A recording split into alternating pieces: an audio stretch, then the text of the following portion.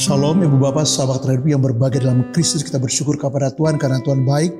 Hari ini kita dapat kesempatan untuk membahas tema penting. Tema saya dalam konseling 5 cara menghindari hidup boros dalam rumah tangga. Sebagai teks dasar saya baca dari Ibrani 13 ayat 5 firman Tuhan. Janganlah kau menjadi hamba uang dan cukupkanlah dirimu dengan apa yang ada padamu, karena Allah telah berfirman, Aku sekali-kali tidak akan membiarkan engkau dan aku sekali-kali tidak akan meninggalkan engkau. Ada 3 kebenaran di ayat ini yang menjadi dasar saya untuk membahas tema itu. Yang pertama bahwa Alkitab mengajarkan kepada kita supaya kita menjadi hamba uang. Jangan menjadi hamba uang.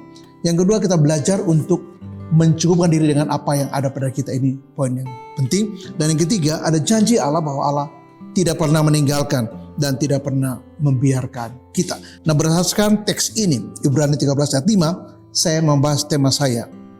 5 cara menghindari hidup boros dalam rumah tangga. Yang pertama bahwa kita harus dewasa untuk belajar menata antara pemasukan dan pengeluaran. Kita harus belajar untuk itu. Jadi berapa pemasukannya dan berapa pengeluarannya. Nah, untuk itu kita perlu belajar banyak supaya jangan terbalik. Yang lebih banyak pengeluaran tetapi pemasukannya minim. Ini tidak sehat, ini tidak seimbang dan harus kita koreksi. Jadi antara pemasukan antara pengeluaran itu harus balance. Maksudnya lebih besar pemasukan daripada pengeluaran. Nah, yang kedua ialah kita mau tidak mau belajar untuk menulis atau membuat skala prioritas kita. Apa yang menjadi prioritas utama? Bayar uang sekolah anak, makan, minum, sabun, sikat gigi, odol, beras, minyak goreng, dan segala macam. Nah, itu hal-hal yang menjadi pokok. Dan kita mau tidak mau, suka tidak suka harus belajar. Untuk apa?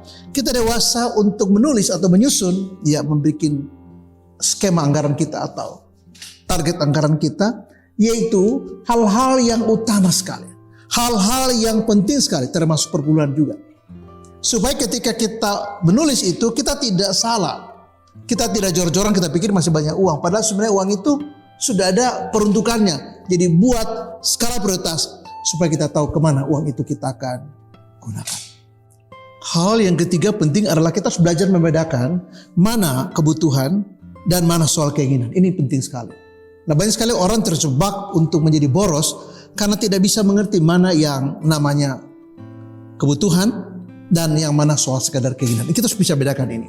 Dan kita harus bukan cuma bedakan, kita harus concern dan harus belajar untuk memilih yang diutamakan, yaitu kebutuhan dan bukan keinginan. Nah, yang keempat ialah kita jangan memaksakan diri untuk belanja, apalagi hal-hal yang saya ucapkan tadi di poin kedua, yang bukan prioritas kita, yang bukan yang poin ketiga kebutuhan kita. Nah, kita harus betul-betul istilahnya opa saya itu kita harus belajar untuk ikat pinggang, hemat. Nah, kenapa kita harus berhemat? Supaya ada surplus untuk kemudian kita pakai untuk hal-hal yang tidak terduga atau mungkin untuk investasi. Kebanyakan pemasukan kita adalah untuk konsumtif. Tapi kita belajar cerdas untuk sisihkan untuk sesuatu yang bersifat investasi. Karena itu adalah hal yang penting juga buat kita.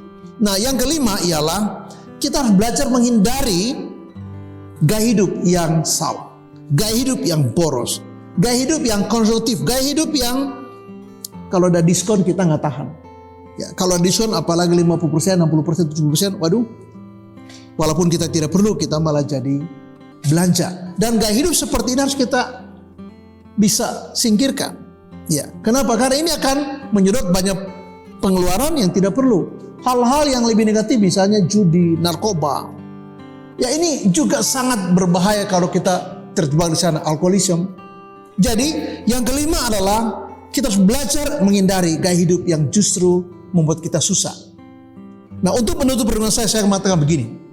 Berapapun uang kita, berapapun pemasukan kita, kalau kita tidak menerapkan prinsip ini secara ketat, kita akan kedodoran dan bisa jadi akan kekurangan. Yang pertama adalah kita belajar untuk menata antara pemasukan dan pengeluaran. Yang kedua adalah bikin skala prioritas. Yang ketiga, bedakan mana yang namanya kebutuhan, mana yang namanya keinginan. Yang keempat adalah kita belajar untuk jangan memaksakan diri untuk belajar hal yang tidak perlu. Dan yang kelima, hindari gaya hidup yang tidak perlu dan bisa membuat kita bangkrut.